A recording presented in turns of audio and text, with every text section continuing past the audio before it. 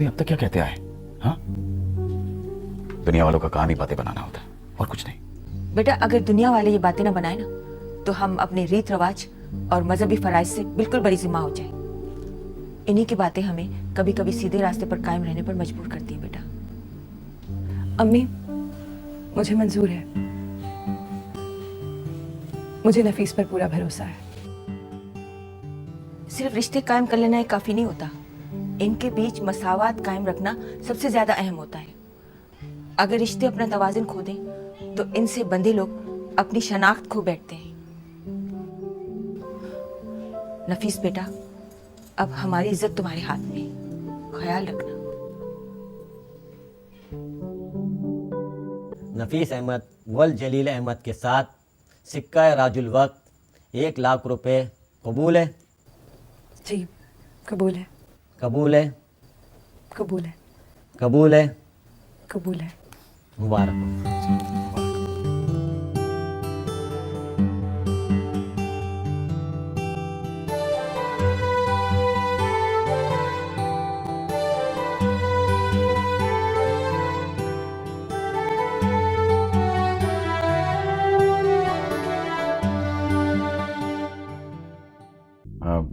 हाँ, अच्छी रही।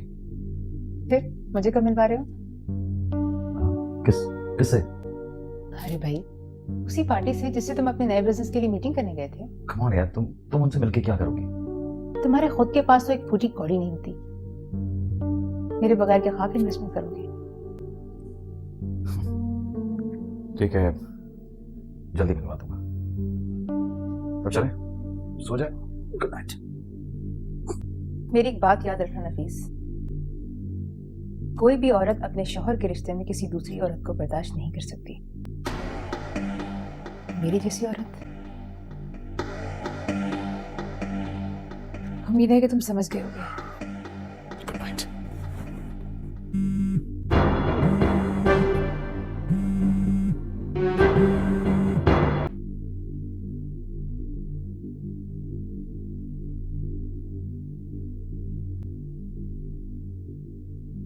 कि तुम इतना तैयार होकर कहाँ जा रहे हो?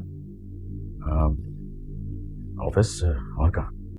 आज से मैं और तुम 1 महीने की छुट्टियों पर हैं। क्या हो गया तुम्हें सुबह ही सुबह? मैं बिल्कुल संजीदा हूँ। आज शाम को मैं और तुम यूरोप के टूर पर जा रहे हैं। वहां से लंदन जाएंगे आमिर भाई के पास, उसके बाद आगे चले जाएंगे। कैसी बातें कर रही हो तुम? ऑफिस का काम कौन संभालेगा? मैं मालिक हूँ, मेरा ऑफिस है, मर्जी मेरी। तुम जाने की तैयारी करो। और हाँ, याद आया,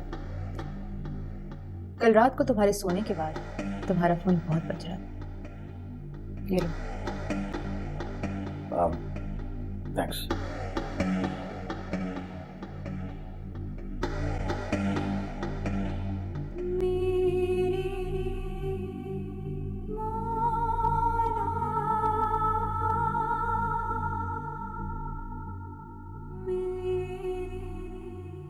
कुछ खा लो, क्यों अपनी जान की दुश्मन बन रही हो?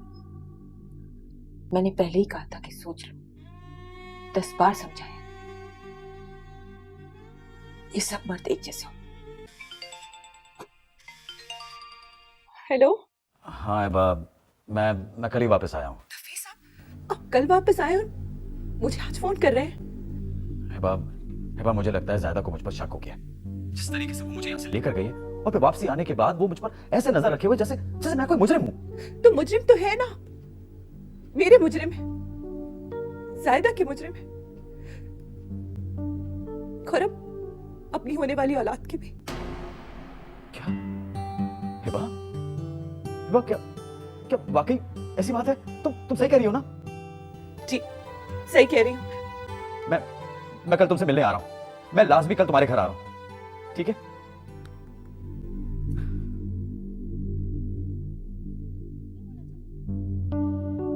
मैं आज बहुत खुश हूँ। मैं भी। शादी के कितने अरसे के बाद हम दोनों इस तरह घूमने गए ना। हाँ, नफीस, मैंने सोच लिया है, कल से मैं और तुम एक साथ एक ही गाड़ी में ऑफिस जाएंगे और वापस भी एक साथ आएंगे। क्या हो गया? इसकी क्या जरूरत है यार? तुम्हें खामखा प्रॉब्लम होगी, इट्स ओके।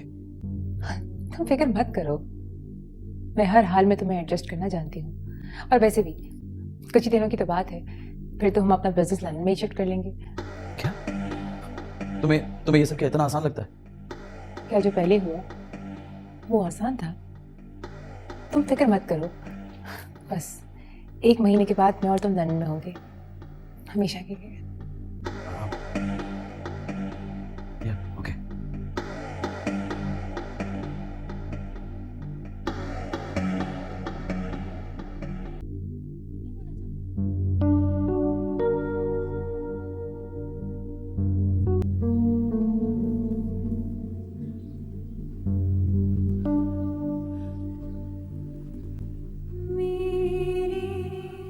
बेटा, रेगिस्तान के कांटे कभी भी बरसात की तवक्को नहीं रखते, उसी माहौल में अपने आप को ढाल लेते।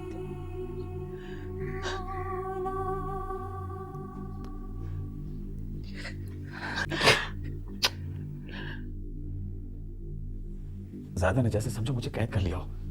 मैं अपनी मर्जी से पानी तक नहीं पी पा रहा हूँ आजकल। मेरी समझ में नहीं आ रहा मैं क्या करूँ। हे बाप, मैं बहुत बुरी तरह से फंस चुका हूँ यार। वैसे भी मैं तुम्हें एक बात बताना चाह रहा था। मैं अगले महीने लंदन जा रहा हूँ, लेकिन तुम्हें फिक्र करने की कोई जरूरत नहीं। मैं तुम्हें पैसे भेजता रहूंगा और जैसे मुझे मौका मिलेगा मैं पाकिस्तान भी चक्कर लगाऊंगा। हे बाप, तुम सुन रही हो ना?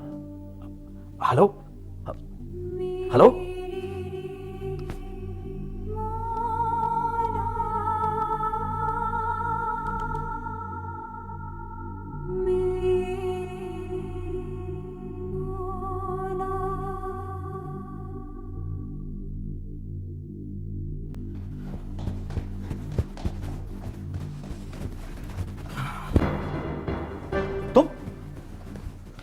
तुम यहाँ क्या कर रही हो? ये लो क्या ये? Divorce papers. हे बाप, मेरी हाथ मत लगाओ मुझे, तुम्हारी मिल्कियत नहीं हूं मैं। तुम क्या समझते हो नफीस, सिर्फ एक ही काम में इंसान की मर्दानगी होती है? मर्दानगी होती है सच बोलने में, इंसाफ करने में, रिश्तों में तवाजुन बरकरार रखने में। हे बाप, लेकिन हमारी औलाद यतीम है वो, पैदाइश से पहले ही यतीम कर दिया है तुमने उसे। और वैसे भी ऐसे बुज़दिल और नाइंसाफ बाप की औलाद होने से बेहतर है कि उसका कोई बाप ना हो। हे बाप, मेरी बात तो सुनो।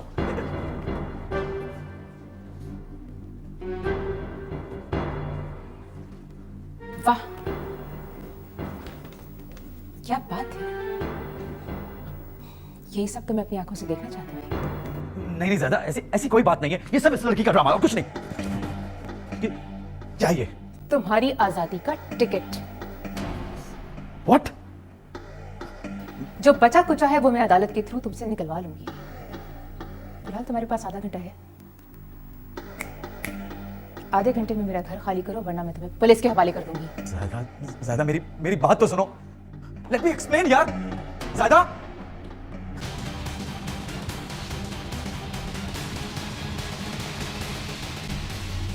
इस कहानी का एक अंजाम अभी आपने देखा। बेटा, सिर्फ रिश्ते कायम कर लेना ही काफी नहीं होता, इनके बीच मसावत रखना सबसे ज्यादा अहम होता है। अगर रिश्ते अपना तवाज़ुन खो दे तो इनसे बंधे लोग अपनी शनाख्त खो बैठते हैं। अम्मी सही कह रही हैं